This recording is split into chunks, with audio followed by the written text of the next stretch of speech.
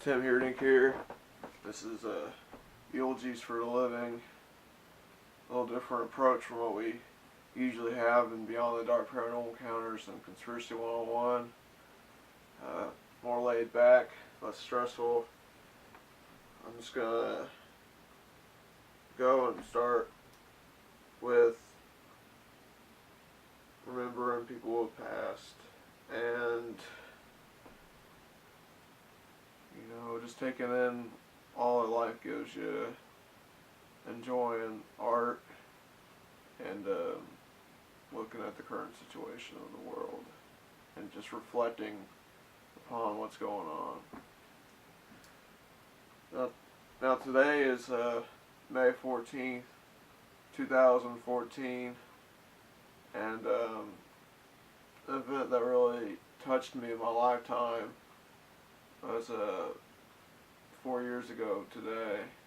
Might have been the night the day before, but 4 years ago, my friend Ian Duell, he passed away. It was rather tragic. So it really touched many people. I wish I would have got to know him better. We got to hang out a couple of times, but not as much as I would have preferred. He was always smart, and he's greatly missed.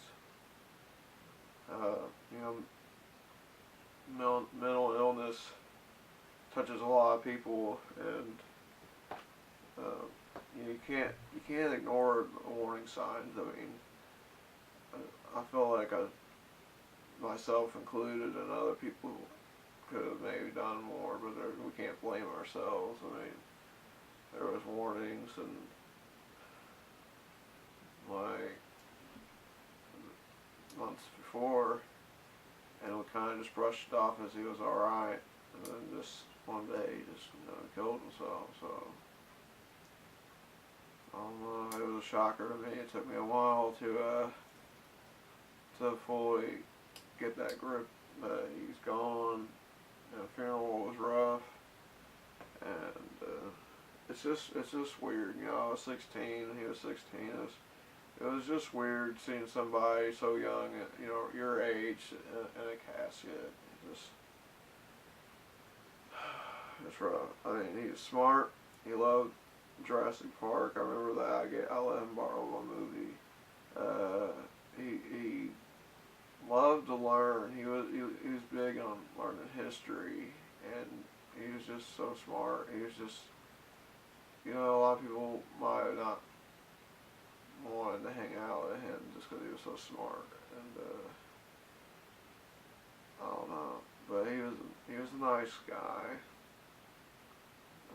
I remember one time, I did hang out with him. We went and seen the first Paranormal Activity movie that came out back in I don't even remember what year it came out in, but probably 2009. And yeah, it just he kind of was like, oh, that isn't scary or whatever. That's just craziness, We went and seen it. Thought it looked silly. And by the end of it, he's like, oh man, I'm scared,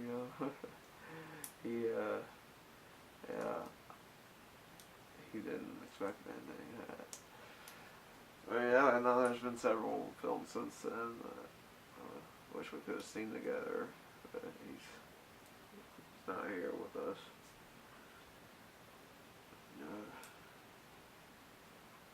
It just sucks to lose a friend, especially that way. I mean, I've seen friends come and go, but I mean, that's definite.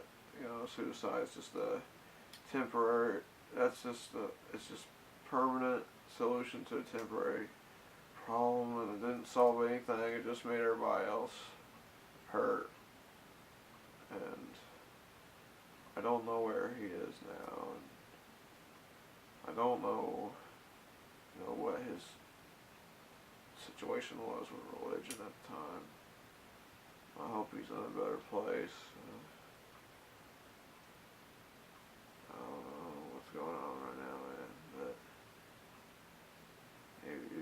good guy. So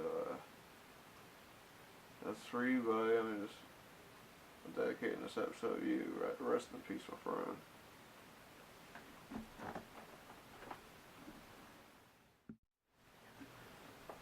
Throughout my life, I've been religious. I mean, I grew up in the church and left it for a while, you know. That's how a lot of adolescents get and early adulthood and everything. And ever since I moved out and started going to a church over here closer to where I live, and been going at least once a week, if not twice a week. And I read the Bible every night. And I just want to start off here with the Lord's Prayer. So here we go. Our Father, which art in heaven, hallowed be thy name. Thy kingdom come, thy will be done, in earth as it is in heaven. Give us this day our daily bread, and forgive us our trespasses, as we forgive those who trespass against us. And lead us not into temptation, but deliver us from evil. For thine is the kingdom, and the power, and the glory, forever and ever. Amen. That's Matthew 6, 9 through 13. One of the best books ever to read is the Holy Bible. I'm all about reading. I love writing. I've read probably over 30 books this year so far, and it's only May. So this is one that I read every single night. Clockwork. I always gotta read at least one chapter of this a night. It's good stuff. Right now, started beginning of this year.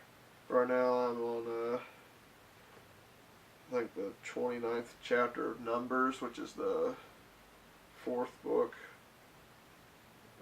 The fourth book in the Bible. Fourth book by Moses. Out of the 5 books, the next one is Deuteronomy. And Old Testament stuff, I know it's a little rough. I know it's all about the New Testament when it comes to Christianity, but you gotta read the old stuff too, you know, learn stuff. Another book I read every single night too is a devotional, Jesus Calling by Sarah Young. I got it for like my birthday, I think. And I love it. Just goes day by day. It gives you just a nice little couple paragraphs, and it kind of tells you where they got them from the Bible. So I'll just read you today's one, since it's the 4th anniversary since the death of my friend Ian. Jesus Calling, May 14th, on page 141. I am a mighty God, nothing is too difficult for me. I have chosen to use weak ones like you to accomplish my purposes. Your weakness is designed to open you up to my power. Therefore, do not fear your limitations or measure the day's demands against your strength. What I require of you is to stay connected to me, living in trusting dependence on my limitless resources. When you face unexpected demands, there is no need to panic. Remember that I am with you. Talk with me and listen while I talk you through each challenging situation. I am not a careless God. When I allow difficulties to come into your life, I equip you fully to handle them. Relax in my presence, trusting in my strength. This is from Luke 1:37 and 2 Corinthians 12:9. So basically, God's saying, you're going to go through hard times. I mean, He's allowing it. It's just, He doesn't want you to, but that's just the way this world works. But He's not giving you something that you can't handle. You get through it. Just like we had to go through the grieving process of a friend. Life throws you curveballs, you just have to learn to deal with them. It's not always going to be a walk in the park, but you'll make it through. Just believe you will.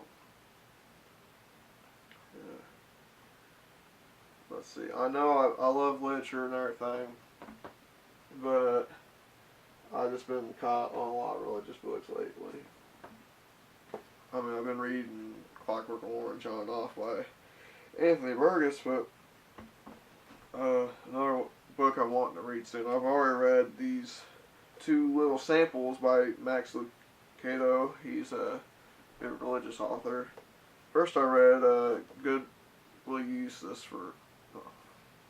God Will Use This For Good. And it kind of goes with what I just read out of Jesus Calling. And this is just a small sample of a bigger book, which I don't have, unfortunately. But another one I read was Shaped by Grace. And I do have the book that this goes to. I just got it for my birthday not too long ago. It's called Grace by Max Lucado. And I mean, these will just help you through the hard times, you know. Just keep reading, just keep getting closer to God. I mean, that's all I can say. I'm not going to push my religious beliefs on you, but this is how I feel. This is how I get through things. I've been through a lot, and, you know, that's just how, you know, if you believe that, you know, Jesus died for you to save you from yourself and to save you from damnation and hell, and you can be saved and you can live in paradise one day. So... yeah, I hope my buddy's there, living in paradise. The end is not the end. Alright, people, well, as some of you may know, I write my own poetry. I mean, I've written screenplays and short stories, and working on a novel. I have a collection of poems, and this is my very first poem that I wrote, and I've actually considered reading this as a sort of eulogy at funerals before, but my nerves of getting in front of people just kept me from doing it. So that's why I'm always behind the camera and not on the stage. This one is titled The Great Unknown, and it's by myself, Tim Heerdink. Alright. A place where there is no beginning and no end, as our time here comes to an end. So far, and yet so close, it is where we all will go. Light so bright you cannot realize. It is something that you have to see without your eyes. Your mind, your heart, and your soul, when you get there, you will know. Surrounded by others, yet on your own, while on this journey, you are not alone. Others will come, and none will go. Time is so fast, but seems so slow. The space, the feeling, it is so unreal. An echo, a touch, something you can feel. No time can slow you down once you are 6 feet underground. As you lift yourself up into the sky, there will be no reason to cry. Remember that you are not alone when you enter the great unknown. I had a lot of feelings going on when I wrote that, as you can see. It kind of just shows the ambiguity, you know, of the afterlife, if you don't believe one, if you do believe one. Some people just question themselves, even Christians question what happens after we die. What happens? Is there something else? Where do we go? Why do we go? Who is there? Why are they there? And so I kind of make the afterlife, heaven, hell, purgatory, wherever, I make it the great unknown. It's the big question mark. It's what is it? You know that you die. Some people go in a box. Some people get cremated. Some people are just left wherever they are. But their soul, the personality, what is in this shell that we call a human body, the flesh, the skin, the bone, the muscle, the blood, what speaks and what thinks, where does that go? Does it die? Is it endless? Atheists say that you just die, you go in the ground, you're worm food. Many people who believe in religion believe that there's something else after that. that we go to heaven, that we go someplace better.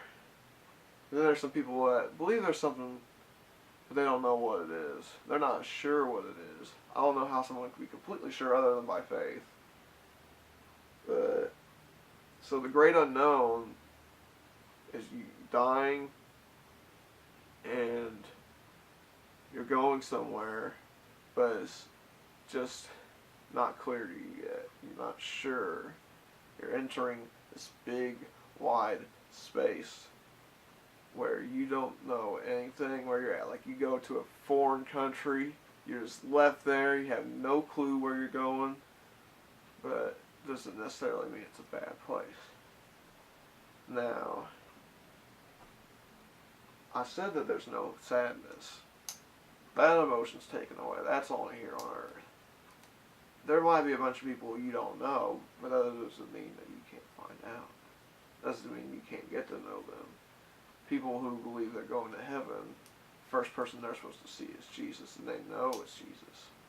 And then every person that they've known who has passed, they will see, they will know them. Family members that they don't even know, and they never met, because they died way before that other people were even born. They'll know each other. They'll get to know each other. It's just a great place. I'm big into science fiction too. I'm big in religion and science fiction, so I just think of just going into like space, and like just like a big, vast, gaping like hole, and you're just like two little figures just like walking in there. But no, I just wanted to write that poem to reassure people that it's not all bad. The end is not the end, and there's got to be something to look forward to. This life isn't, it's just not it. It's just a short time frame. I mean, you think of Earth has been here for many, many years. 80 to 100 years ain't much out of that time. There's got to be some bigger purpose than working and dying. There's got to be some purpose. You just got to find it. So that's my poem. One of many that I have. I'll continue reading them throughout the web series. Each episode I'll read at least one, and it'll pertain to whatever I'm talking about. I write a lot of dark stuff, you'll find that out. But yeah, if you ever want any of my poetry, just let me know. I mean, we'll set something up. I can write poems for you. I should write like, greeting cards or something. That'd be fun. I like writing. Those cards like for Mother's Day and all these different kind of cards, they cost so much. You go to the store and they want $7 for the card. I'm like, well, I can't draw, but I can write, and then team up with somebody. But yeah, I love writing, so I just started writing my own cards because it's easier. I feel like I can write better than some of the people I'm buying $7 a card for. But yeah, that's my first poem that I've written, a couple years ago for my creative writing class, English college. So yeah, The Great Unknown. It's one of my favorites. So I'm glad to share it with you guys.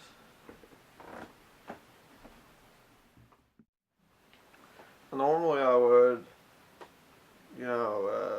go to the gravesite and pay my respects to lost loved ones and friends, family, but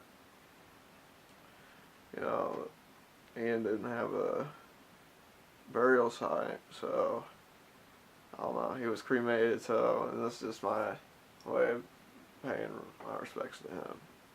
So yeah, this is a weird story. It's just after the funeral we were waiting around for a little while, and probably 30 minutes, and they were just like, no, we're not, you guys can leave now. I was like, oh, we were waiting to go to the burial site, but there wasn't one, so, I guess it's a cheaper way to do it. Some people don't want to be buried, but it's nice to have a place to go to. But I guess he's everywhere now, so, I miss you, buddy. This is my first eulogy for the living, You know, it's kind of a contradiction. People are like, well, that doesn't make any sense. Eulogies are for people that are past or dead. Yeah, I might have said a few words about my friend that has passed, but people that are truly dead are people that are still living. I mean, people in this world today, I feel really sorry for them. The ones that don't, they got their head so far up their ass, they just can't see the truth. They live in slavery, and you know, the people that don't believe in anything after this life. It's a sad life to live just to work, just to die. The rich people I got a lot of the people in the country just thinking that that's okay, just to work for nothing, barely any money, while they're having the time of their life with all the money in the world. Planet Earth, United States of America, population, the people. It was nice knowing you guys. I am very sure the end is near, and some people die once, others die twice. I feel bad for the ones who have to die twice, but it's just the way the world works, I guess. This world's got so many problems, and you know, not one man can fix them. At least not one man that's on Earth right now, anyways. But, well, it had a good ride, Earth. Had some good times and some bad times, but mainly bad times. I'm sure there's a better place, and it's going to be glorious when we get to see it. I wish that we could turn this around before it's too late, but I feel like the damage is already done. So, just always remember, live and love and appreciate art. It's all over the place. You have your paintings, you have your poetry, you have religion, and you have good reading. So, just keep reading, keep enjoying life, learn. Education, it's knowledge. Knowledge is power. So education, when used correctly, is power. Use it for good. Make this world a better place. I'm studying psychology. Still consider being a librarian. I love films. Do what you love. It'll make life a lot easier. Now I'm Tim Heerdink, and this is Eulogies for the Living. Have a good day.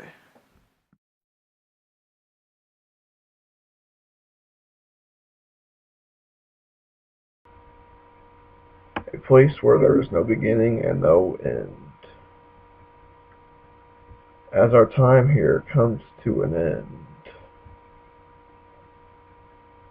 So far, and yet so close.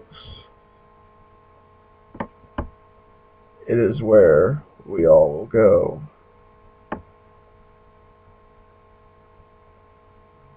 Light so bright you cannot realize.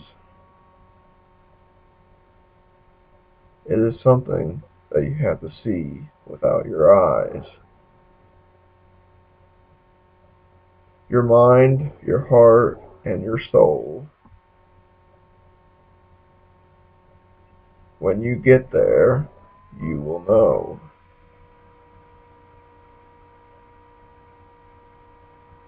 Surrounded by others, yet on your own.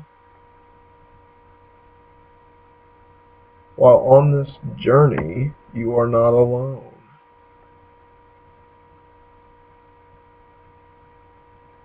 Others will come, and none will go. Time is so fast, but seems so slow. The space, the feeling, it is so unreal. An echo, a touch, something you can feel. No time can slow you down.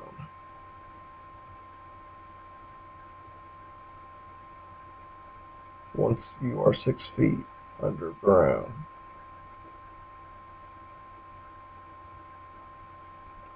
As you lift up into the sky,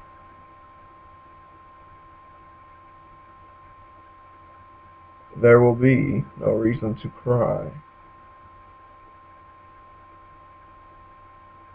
Remember that you are not alone. When you enter the great unknown.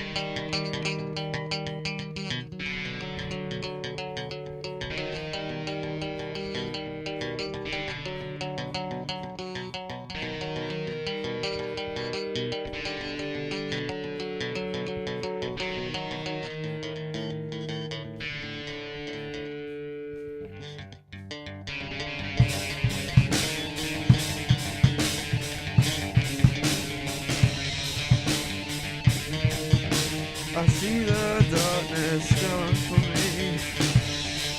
It brings a wave of insanity. Everywhere I go, it's following. I want to escape, but it's swallowing. Yeah. The light has died, no longer by my side. I think of all I missed as I fall into the abyss.